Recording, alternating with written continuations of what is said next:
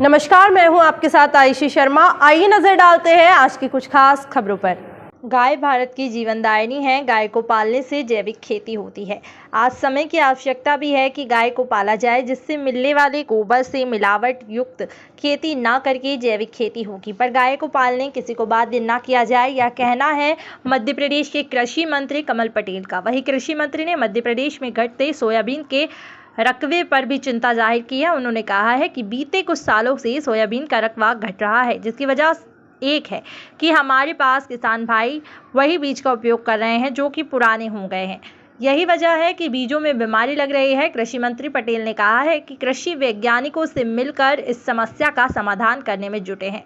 वहीं उन्होंने कहा कि अभी तक करीब 20% रकबा प्रदेश में सोयाबीन का कम हुआ है, जिसके चलते केंद्र सरकार ने प्रदेश को नए सोयाबीन के बीज भी दिए हैं। इधर मध्य प्रदेश में किसान नेता राकेश टिकैत के कार्यक्रम पर कृषि मंत्री कमल पटेल ने कहा कि राकेश टिकैत का मध्य प्रदेश में वजूद नहीं है। राकेश टिकैत के पिता असली किसान थे, पर राकेश वचोलिया के हमदर्द है, इसलिए उनके कार्यक्रम से प्रदेश को कोई फर्क नहीं पड़ता है। इधर मध्य प्रदेश में होने वाले उपचुनाव पर मंत्री पटेल ने जीत के प्रति पूरे तरह से आश्वस्त किया है। उन्होंने कहा है कि उपचुनाव में हमें ही जीत मिलेगी, क्योंकि कांग्रेस से जनता का मोह भंग हो गया है। कांग्रेस ने जनता और किसानों को ठगने का काम किया है। गाय हमारी, हम गाय को माता मानते हैं। जिस प्रकार हमारी धरती माता है, भारत माता, फिर हमारी जन्म देने वाली माता, और उसके बाद जब जन्म हो जाता है हमारा, तो पहले तो हम माँ का दूध पीते हैं, फिर गाय का दूध पीते हैं।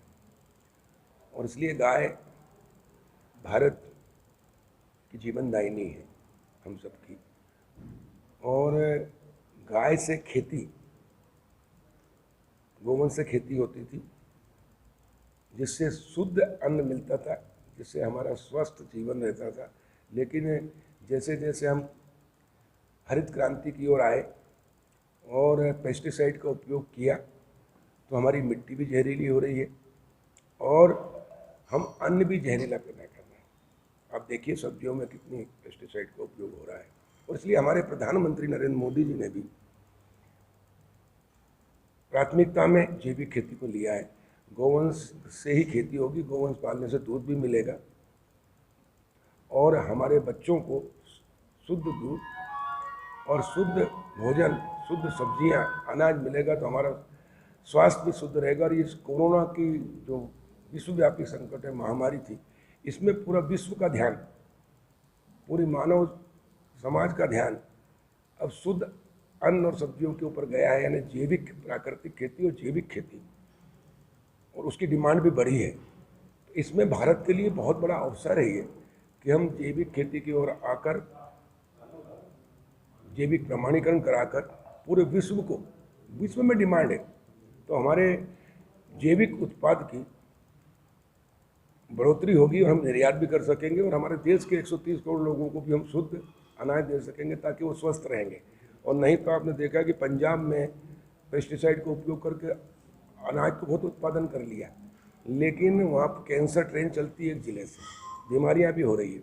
और इसलिए आज के समय की आवश्यकता है कि हम गऊ को पालें और गौवंश के माध्यम से खेती करें। लागत भी कम आएगी, उत्पादन भी अच्छा होगा। अगर लगातार 3 साल तक हम उसको जैविक कर लेते हैं, प्रमाणीकरण मिलने के बाद हम निर्यात भी करेंगे, तो हमारी आर्थिक स्थिति भी अच्छी होगी, विदेशी पूंजी भी मिलेगी, देश आत्मनिर्भर भी होगा और स्वस्थ भी रहेंगे। और देखिए, जीवन का पहला सुख निरोगी काया, तो मनुष्य को अभी तो स्वस्थ रखने के लिए बहुत आवश्यक है। और इसलिए, लेकिन हम किसी पे ज़बरदस्ती नहीं थोप सकते।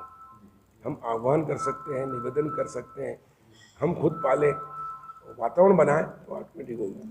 लेकिन